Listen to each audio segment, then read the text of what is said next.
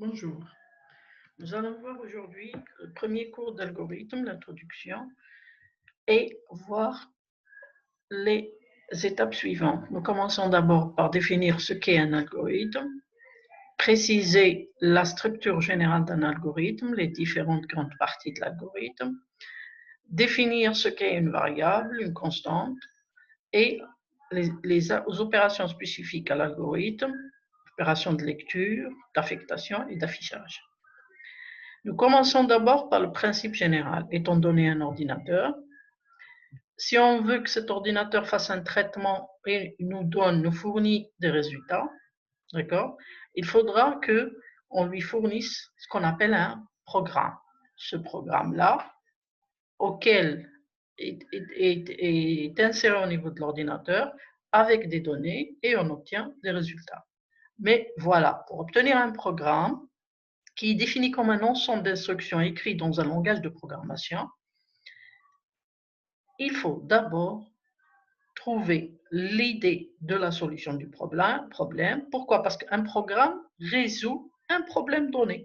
On lui donne des données en entrée, on s'attend à ce qu'on arrive à des résultats. Donc, on a des résultats en sortie. Mais ce programme-là va faire un traitement, bien sûr, des calculs, des opérations, pour obtenir à la fin des résultats, un ou plusieurs résultats, étant donné certaines données en entrée. Et pour avoir ce programme, il faut utiliser ce qu'on appelle un langage de programmation. Mais l'entrée, à qu'est-ce qu'on doit donner, qu'est-ce qu'on doit traduire dans ce langage? On doit traduire un algorithme. Un algorithme, c'est quoi? C'est un ensemble d'actions ou d'opérations élémentaires pour résoudre un problème donné. Certains le disent à défaut que c'est un ensemble d'instructions. Mais ensemble d'instructions, c'est plus un programme. Pour l'algorithme, c'est un ensemble d'opérations élémentaires pour résoudre un problème donné. C'est aussi défini comme méthode de résolution de problème. C'est aussi l'ensemble d'actions résolvant un problème précis. En général, nous avons des données en entrée, on effectue des traitements. Dans ces traitements, il y a un ensemble d'actions élémentaires pour obtenir à la fin un ou plusieurs résultats. On va formaliser tout ce processus-là par l'écriture de ce qu'on appelle un algorithme. Comment se présente un algorithme? Présente en deux grandes parties. La première partie, c'est la partie déclaration, où nous avons l'algorithme, nom de l'algorithme, déclaration de constante, déclaration de variable. Et ensuite, la deuxième partie, qui est le bloc d'action ou d'opérations élémentaires, action 1, action 2, action 3, action 4, jusqu'à action n, sachant que n est un nombre fini, donc on a un nombre fini d'actions élémentaires. Et c'est ce qui définit notre algorithme. Donc, ce qu'on va faire maintenant, c'est définir cette partie-là, l'algorithme, nom de l'algorithme, c'est quoi des constantes, c'est quoi les variables, et ensuite voir les différents types d'actions. Il y a trois types d'actions en général, l'action de lecture, opération de lecture, l'opération d'affectation et l'opération d'affichage. On commence donc ces opérations, comme je le disais, l'action d'opération, il y a l'opération de lecture, d'affectation et d'écriture. Lecture, c'est quoi? C'est l'entrée des données. Ça veut dire que vous avez un problème, vous voulez écrire un algorithme et il faut d'abord donner des entrées. Je vous donne un exemple. Si vous voulez par exemple calculer la surface d'un rectangle, il est clair qu'il faut introduire au clavier la longueur et largeur du rectangle. Donc, c'est les données en entrée. Si vous voulez calculer la surface de ce rectangle-là, donc il faudra calculer une expression. Cette expression, c'est surface va avoir la valeur ou prend pour valeur la longueur multipliée par la largeur. Donc là, c'est l'instruction d'affectation et on a évalué une instruction qui est longueur multipliée par largeur. Ensuite, la surface, c'est une valeur, c'est une variable qui est calculée au niveau de la mémoire de l'ordinateur, on ne la voit pas. Et donc, pour l'afficher à l'écran, il faut utiliser ce qu'on appelle l'instruction ou l'opération d'écriture. Donc là, il faudra afficher à l'écran quoi? Il faudra afficher à l'écran le résultat qui est la surface du rectangle. Donc là, nous avons une ou plusieurs entrées. Nous avons une ou plusieurs instructions d'affectation et une ou plusieurs instructions d'écriture, selon notre algorithme, selon le problème qui est posé. Nous commençons par la première partie. Nous avons dit tout à l'heure que l'algorithme, nous avons la partie nom de l'algorithme, ensuite déclaration de constante. On va voir cette partie-là, déclaration de constante. Cette partie déclaration de constante, une constante c'est quoi? Comme son nom l'indique, une constante c'est une valeur qui ne peut pas être modifiée. Elle peut être entière, réelle ou caractère ou même chaîne de caractères. Voilà un exemple. Premier exemple, pi c'est 3,14. On peut même détailler la valeur exacte de pi, aller plus 6 chiffres après la virgule. A égale à 2, c'est aussi défini comme une constante. P égale à 6, c'est une autre constante. Et entreprise égale à Facebook. Et on démarre ici par une cote et on se termine par cote pour dire que c'est une chaîne de caractères. C'est une suite de lettres en tout. Donc là, nous avons défini combien? On a défini une première constante qui est un réel, deuxième constante, troisième constante, les deux A et B sont des entiers, et entreprise, c'est une chaîne de caractères. Ensuite, on passe aux déclarations de variables. Une variable, c'est quoi? Il faut comprendre une chose. Quand on a un algorithme, ça veut dire qu'on va essayer de résoudre un problème donné. On a des données en entrée, on a des résultats en sortie. Que ce soit les données en entrée ou le résultat qui sera en sortie, ou l'ensemble des résultats qui seront en sortie, il faudra les stocker quelque part. Et en général, qu'est-ce qu'on fait? On les stocke au niveau de la mémoire centrale de l'ordinateur. Donc, ils ont une case spécifique pour ces résultats-là et ces données-là. Comme leur valeur change, on dit que c'est des variables. Donc, une variable, c'est quoi? C'est une case mémoire dont le contenu peut être modifié. Elle peut être de type entier, réel, caractère ou chaîne de caractères. D'une manière générale, la syntaxe de la variable, c'est var, on met le mot réservé var, et ensuite le nom de la variable, deux points, et on précise le type. Le type là, ça peut être entier ou réel ou caractère. Par exemple, si on a var âge, ça sera entier. Par exemple, var montant facture, donc ça sera réel parce que c'est de l'argent. Par exemple, var le nom personne, nom personne, ça sera chaîne de caractères, et ainsi de suite. Si par exemple lettre, variable lettre, là, le point type caractère. Donc là, ça va dépendre de la nature des données. On a parce que les données peuvent être entières, réelles, caractères, chaîne de caractères. Et là, on définit quel est le type de cette variable-là. Un nom de variable commence toujours par une lettre, suivie ou non de plusieurs lettres ou chiffres. Voilà des exemples corrects. Par exemple, on a écrit var, a, x, y, deux points entiers. Ça veut dire que a est un entier, x est un entier, y est un entier. On a défini trois variables entières. C'est trois cases mémoire, une pour le a, une pour le x et une autre pour le y, qui sont tous des entiers. Z1, FT12, P14, WS49, 489 et D-8, N de points entiers. Tout ça, c'est des variables correctes, c'est des noms de variables corrects. Maintenant, un conseil. Par exemple, ici, vous voyez l'âge, c'est un entier. Le conseil que je vous livre, c'est quoi? C'est essayer toujours de donner les noms de variables qui ne soient pas trop longs. En général, essayez d'éviter d'aller au-delà de 8 lettres, mais ça arrive qu'on dépasse 8 lettres. Pourquoi? Parce qu'en écrivant les algorithmes, il ne faut pas que ça soit quand même contraignant. On n'est pas en train d'écrire un cours de langue française. Donc, c'est des variables pour l'écriture des programmes, pour ne pas aller très loin dans l'écriture de l'algorithme. Il faut éviter d'avoir des noms de variables trop longs. Ensuite, qu'est-ce qu'on fait? On commence par le premier nom de la variable commence par une lettre et les autres peuvent être des chiffres. Les conseils que je vous livre, c'est quoi? Deuxième conseil que je vous livre, c'est quoi? C'est que essayez d'avoir le nom de variable qui est un nom significatif, qui se rapporte à ce qu'on est en train de faire. Par exemple, si je calcule le montant d'une facture, je préfère écrire montant, ou bien je peux écrire M facture, ou bien monte facture, ou bien montant facture. Deux points réels. Donc là, j'essaye d'avoir des noms significatifs. Par exemple, si vous avez l'âge, écrivez l'âge. C'est mieux que d'écrire X, par exemple, deux points entiers et vous voulez dire l'âge. Si vous voulez, par exemple, faire une variable qui s'appelle nombre d'enfants, il vaut mieux écrire NB enf ou bien NB enfant pour signifier que c'est le nombre d'enfants.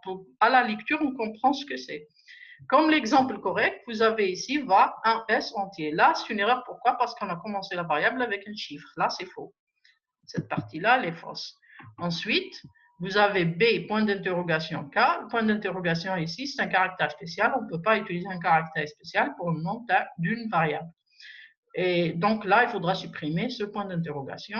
Par exemple, ici, il faudra supprimer le 1 et utiliser S directement comme étant entier. Point virgule, B, K, deux points réels. On supprime le point d'interrogation. Là, N, apostrophe, deux points entiers. Là, l'apostrophe, c'est un caractère spécial, il faut éviter. C'est N tout court, deux points entiers. Les variables, un autre exemple, on déclarer les variables pour calculer le montant de deux produits achetés. Là, on va se poser la question, on a deux produits, donc on a normalement le montant qui est le résultat. Comme on a deux produits, ça veut dire qu'il y a le prix, le premier prix, le deuxième prix et la première quantité, deuxième quantité. Donc, on va déclarer le montant qui est de l'argent, le prix 1, la quantité 1 du premier produit, qui sont des réels. Prix 2 et quantité 2, ça aussi, c'est des réels. D'accord? Deuxième exemple, déclarer les variables pour le calcul du périmètre d'un rectangle. Les variables qu'on aura, c'est longueur, largeur, périmètre, qui sont des réels. Vous remarquez ici que les déclarations de variables, on déclare à la fois les variables d'entrée et les variables de résultat. Oui, parce que l'algorithme, il faut définir quand même nos variables d'entrée et nos variables de sortie. Donc là, au niveau de variables, on ne met pas uniquement les entrées, on met aussi les sorties qu'on veut attendre de notre algorithme. Là, la sortie, c'est montant, c'est une variable de type réel. La sortie, c'est le périmètre, c'est une variable de type réel.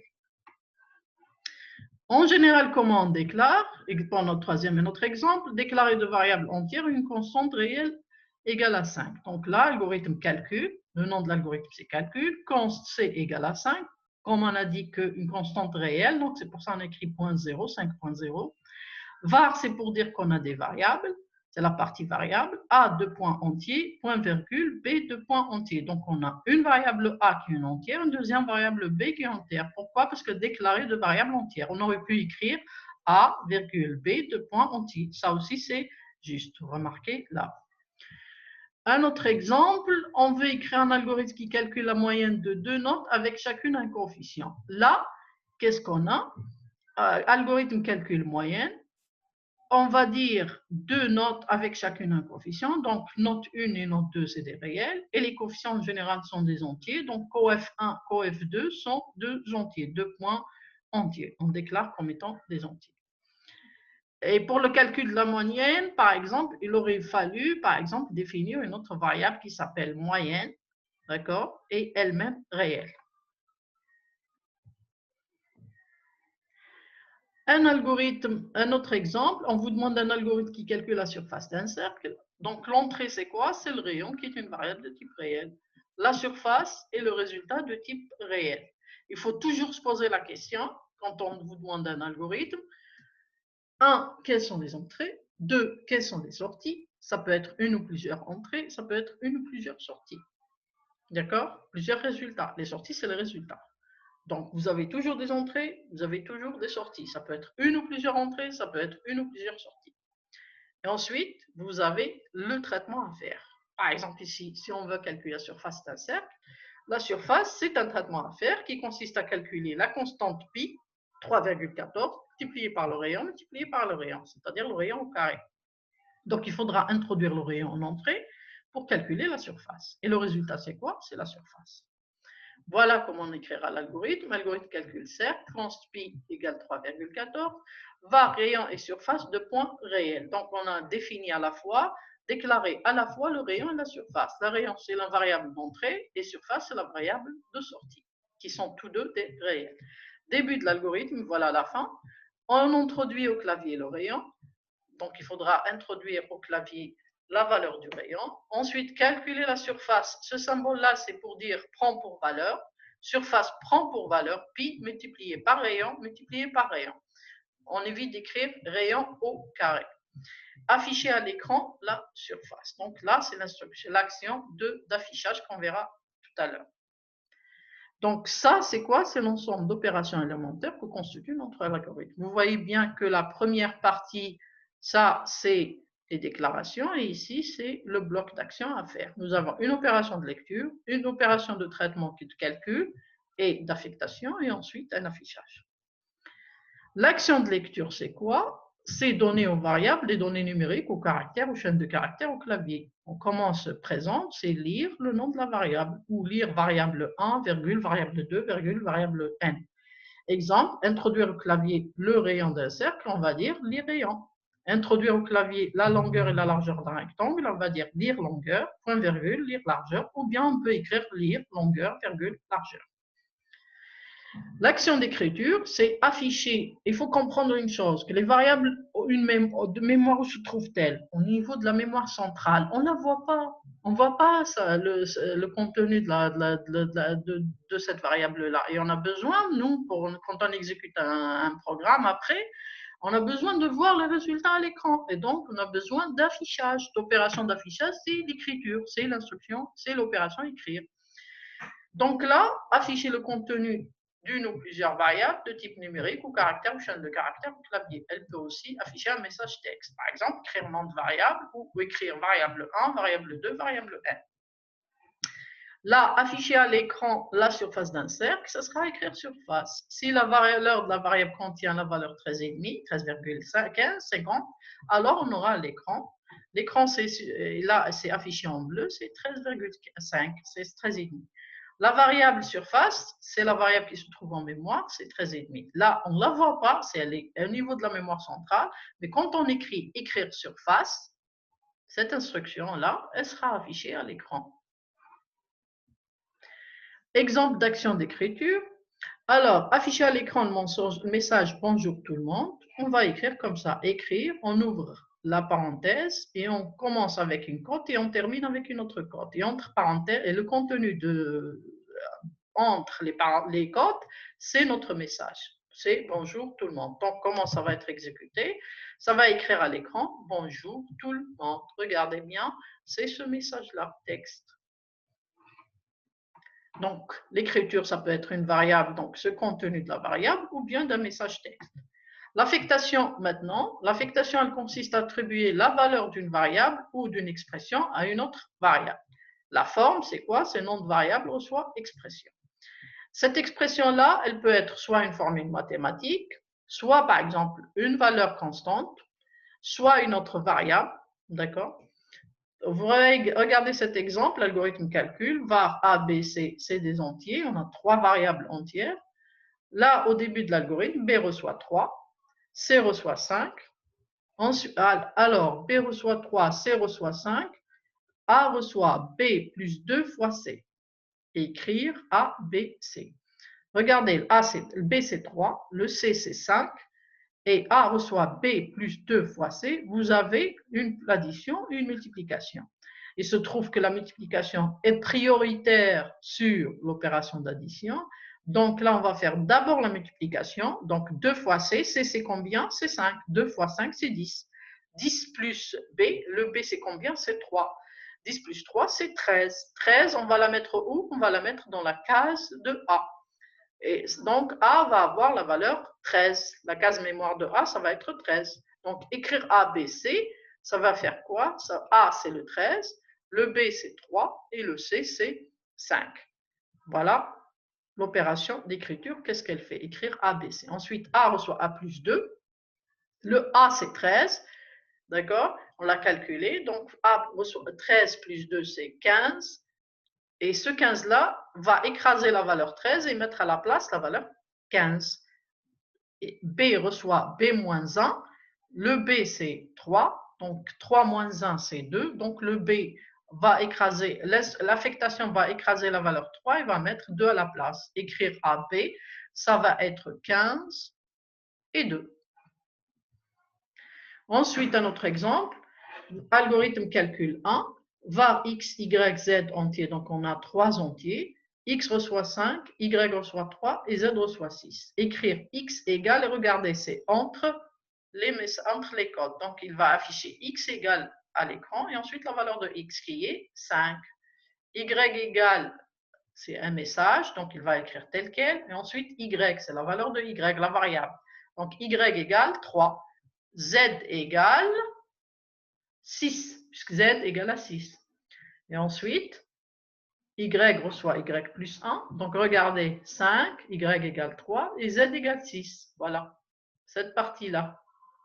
Ensuite, y reçoit x plus 1. Donc, notre y, ça va être quoi? Ça va être y égale x plus 1. Donc, y, c'est x plus 1. Donc, x, c'est 5, plus 1, c'est 6. Donc, y, c'est 6. Ensuite, z reçoit z plus y plus x. Z reçoit z, ça fait combien z? C'est 6. 6 plus y, c'est 6. Et x, c'est combien? C'est 5. Donc, le tout, ça fera 17. Z égale 17. Donc, il va écrire x égale 5, y égale 6 et z égale 17. Écrire un algorithme qui calcule le triple d'un nombre entier, c'est un autre exemple. Donc là, comment on va faire? Algorithme calcul, var nb est triple. Pourquoi? Parce on va donner un nombre en entrée et on va calculer son triple. Donc on va avoir deux variables. Là, c'est une variable d'entrée, là, c'est la variable de sortie. Donc nb, c'est un entier et son triple, c'est un autre entier. Pourquoi on a écrit entier? Parce que l'exercice nous demande de calculer le triple d'un nombre entier. Donc, c'est pour ça qu'on a le triple d'un entier, c'est un entier. Entier, c'est défini comme étant quoi? C'est tous les nombres positifs, négatifs et ou nuls. Il n'y a pas de virgule, d'accord? Écrire, donner le nombre, s'il vous plaît. Donc là, ce sera donner le nombre, s'il vous plaît. Lire le nombre, on va donner au clavier la valeur 4. Triple reçoit 3 fois un nombre, donc ce sera 3 fois 4. Ce sera 12. Triple, ce sera 12. Il mettra ici 12. Écrire le triple de NB. Donc, il va écrire le triple de NB égale. Et la variable triple, elle contient combien? Elle contient 12. Regardez là, ça, c'est les variables de mémoire. Le NB contient 4. Le triple a été calculé par cette instruction d'affectation. C'est 3 fois 4, c'est 12. Il se trouve au niveau de la mémoire centrale. Et quand on fait écrire le triple de NB égale triple, ça sera 12. Le triple de NB égale 12. Voilà notre exercice. Écrire un algorithme qui calcule la surface d'un carré. Algorithme, c'est algorithme surface carré. Const pi égale 3,14. Et l'entrée ici, c'est quoi? C'est le rayon. La sortie, c'est la surface. On va écrire, par exemple, rayon, c'est ray et surface, surf. Et là, deux points réels parce que c'est des réels en général. Début, parce que le rayon peut être de n'importe quel objet. Début, écrire donner le rayon. Donc, il va afficher à l'écran donner le rayon. On va donner par exemple la valeur 10. Surf reçoit pi fois rayon fois rayon. Donc, 3,14 fois 10 fois 10, ce sera 314. Là, on a simplifié, on n'a pas mis le détail de la constante pi. En principe, on prend en général plus de 2 chiffres après la virgule. On peut prendre jusqu'à 6 chiffres après la virgule. Écrire la surface égale surf. Donc, la surface égale surf, c'est 314. Regardez ici, la variable, c'est 314. Ray, c'est la variable 10 qu'on a donnée au clavier. Le carré d'un nombre, l'algorithme qui calcule le carré d'un nombre. Alors, algorithme le carré, on peut l'appeler le carré. Var, le C est nombre de points réels. Nombre, c'est le nombre qu'on va donner en entrée. Le C, ce sera le carré. Ici, nombre quelconque, on peut définir que ce soit un nombre qui peut être réel. Et ça, on a mis réel. D'habitude, la déclaration réel entier caractère, elle dépend toujours du problème. On ne le fait pas au choix. Par exemple, quand on dit l'âge, c'est bien sûr un nombre entier. Quand on dit par exemple la variable nombre d'enfants, c'est un entier. Donc là, c'est la nature de la variable elle-même. Ce n'est pas un choix arbitraire au hasard. C'est lié à la donnée elle-même. Est-ce que c'est une valeur entière ou bien qui peut comporter, par exemple, l'argent, les montants d'argent, c'est un nombre, c'est une variable qui contient la virgule, qui peut contenir un parole. Donc, on déclare comme étant réel.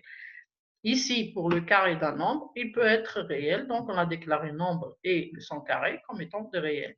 Écrire entrer un nombre, s'il vous plaît. Voilà, SVP, c'est pour dire s'il vous plaît. Ensuite, lire nombre. On va donner au clavier 5. C reçoit nombre fois nombre. Nombre fois nombre, c'est 5 fois 5. Donc, C reçoit 25. Et là, c'est au niveau de la mémoire, c'est tout. D'accord? Ces deux variables-là sont au niveau de la mémoire. Et quand on fait écrire le résultat C égale C, C là, c'est 25, la variable 25. Donc, il va afficher le résultat C égale 25. Voilà un autre exercice, la moyenne de trois nombres, c'est un autre problème. Donc, la moyenne de 3, écrire un algorithme qui calcule la moyenne de trois nombres entiers. Donc là, NB1, NB2, NB3 sont trois entiers, ils sont déclarés dans la partie var, et reste, c'est le résultat, c'est un réel. Pourquoi? Parce que c'est la moyenne, et la moyenne, c'est un nombre qui comporte la virgule, donc on déclare comme étant un réel. Début ici de l'algorithme, écrire entrer trois nombres, d'accord? Lire NB1, NB2, NB3, on va donner comme nombre 5, 1 et 6. Res reçoit NB1 plus NB2 plus NB3. NB1 c'est 5, NB2 c'est 1 et NB3 c'est 6. Donc la somme divisée par 3. Et regardez là, on a mis les parenthèses. Pourquoi? Pour respecter les priorités. Parce que les priorités sont d'abord pour la parenthèse, l'expression entre parenthèses, ensuite multiplication et division, selon l'ordre d'apparition, et ensuite l'addition et la soustraction. Il faut faire attention à cela. Nombre 1 plus nombre 2 plus nombre 3, 5 plus 1 plus 6, ça fera 12. 12 divisé par 3, ça sera 4. Et donc, on mettra 4 dans la variable res. Voilà. Et si on n'avait pas mis les parenthèses ici, il aurait fait NB3 divisé par 3. Il aurait fait 6 divisé par 3, ce sera 2. 2 plus 1, c'est 3. Et 3 plus 5, ça fait 8. Et il aurait donné résultat 8. Et c'est faux. D'accord? Donc, il faut faire attention aux priorités. Quand on met les parenthèses, ça veut dire que l'expression entre parenthèses est prioritaire ici. Une fois terminée cette somme-là, on va calculer la division divisée par 3 et mettre le résultat dans la variable res. Voilà, 4. Le résultat égale res. Le résultat égale res. Res, c'est 4. C'est la variable 4. Elle sera affichée. Permutation, maintenant notre exemple de permutation de deux variables. Écrire un algorithme qui permute entre deux nombres réels. Algorithme permuté. Donc regardez, on a utilisé un nom significatif de l'algorithme. On a deux variables, NB1 et NB2.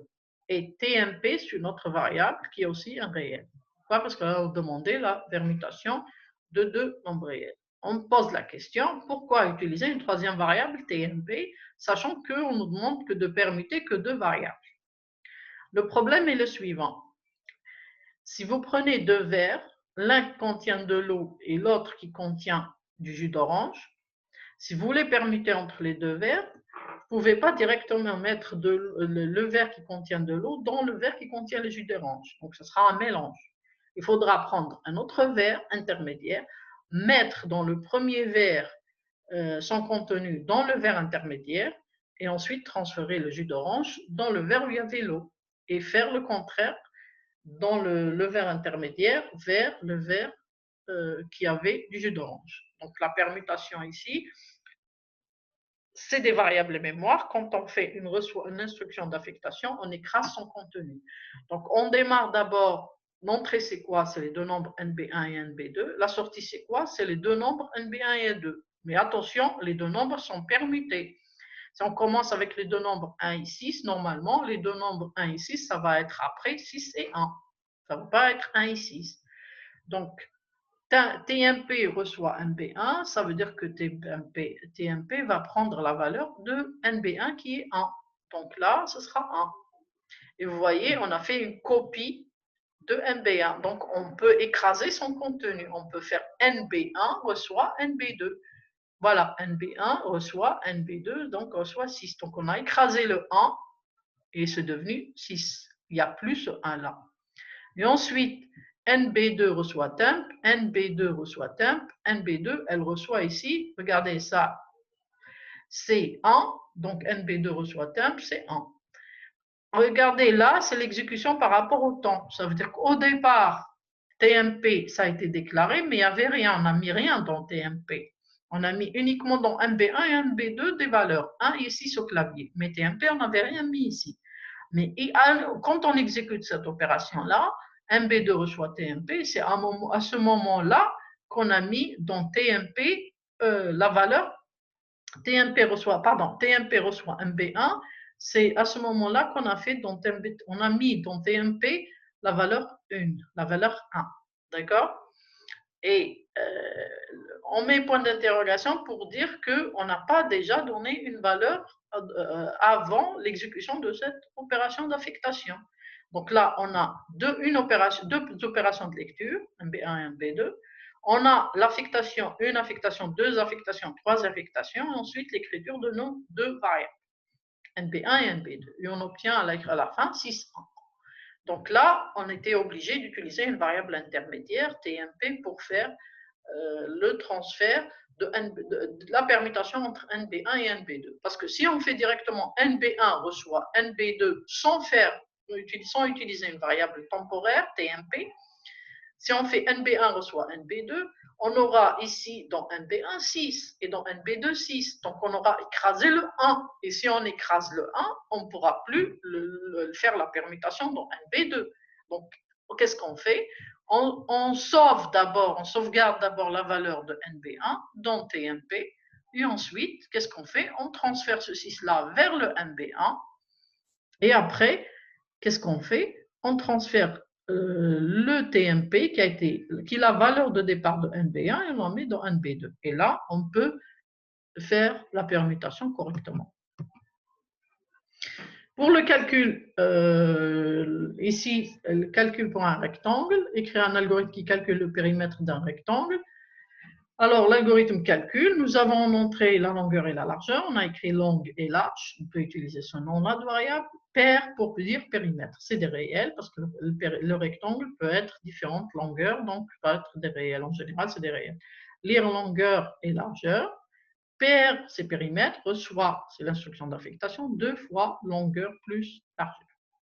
On ne peut pas mettre 2 fois sans les parenthèses. Si on écrit 2 fois longue plus large, là, ce sera faux parce qu'il ne va pas distribuer, factoriser le 2 avec largeur. Donc, c'est pour ça qu'il faut mettre la parenthèse et écrire le périmètre pair ici pour afficher le résultat. Donc, si on donne longueur, largeur 10 et 6, longueur 10, largeur 6, donc là, le périmètre, ce sera 2 fois 10 plus 6, donc 2 fois 16. 2 fois 16, c'est 32, donc le périmètre égale 32.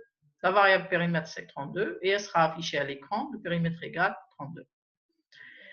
Voilà un exercice que je vous demanderai de faire, le décalage à droite de variables. Écrire un algorithme qui décale le contenu de 3 variables de gauche à droite de la manière suivante. Regardez ici, vous avez NB1 qui contient 3, NB2 qui contient 4 et NB3 qui contient 12. Ça, c'est avant l'écriture de l'algorithme. On suppose que c'est des données données au clavier. Lire NB1, lire NB2, lire NB2, NB3, et on a donné ces valeurs-là à ces 3 variables, NB1, NB2, NB3. Une fois qu'on a exécuté notre algorithme, il va faire ce qu'on appelle un décalage à droite. Donc, il va prendre le 3, le mettre dans NB2, le 4, le mettre dans NB3, et la valeur de NB3 va être mise dans NB1. C'est un décalage vers la droite, et ici, c'est circulaire, il va venir vers NB1. Donc, écrivez l'algorithme qui fait cette opération-là pour voir si vous avez bien compris les opérations qu'on vient de faire, et surtout l'opération de permutation entre 2 variables. Et on verra plus tard la solution dans une autre vidéo. Ici, c'est un exercice qui vous demande que fait cet algorithme. On va l'appeler algorithme trouve-moi. Donc, on a 3 variables, MB1, MB2, MB3, TMP réel, lire MB1, MB2, MB3. TMP reçoit MB1, d'accord? TMP reçoit MB1, ça veut dire que TMP reçoit 10. La MB1, MB2, MB3, c'est 10 et 7 et 12. Voilà la lecture. TMP reçoit MB1, donc TMP reçoit 10, parce qu'un MB1 c'est 10. NB1 reçoit NB2, donc NB1 reçoit NB2. Donc NB1 va recevoir NB2. NB2 c'est 7, donc il va écraser le 10 et ça va être 7. Donc cette valeur-là va s'écraser, elle ne va plus exister. D'accord? Ensuite, NB2 reçoit NB3. NB2 reçoit NB3, donc NB2 va recevoir 12. Ça va écraser le 7 là. Et ensuite, NB3 reçoit TMP, donc NB3 reçoit 10. D'accord? Si on compare entre NB1, NB2, NB3 et ensuite NB1, NB2, NB3 après exécution de cet algorithme, on constate que quoi? On constate que, par exemple, vous avez quoi? Vous avez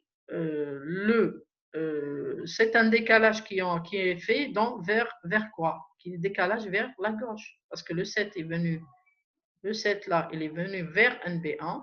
Regardez, vers NB1. D'accord?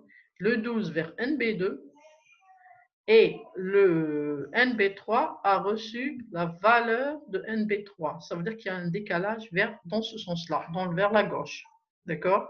Dans ce sens-là, vers la gauche. Voilà. Donc, c'est un décalage vers la gauche en utilisant une variable temporaire.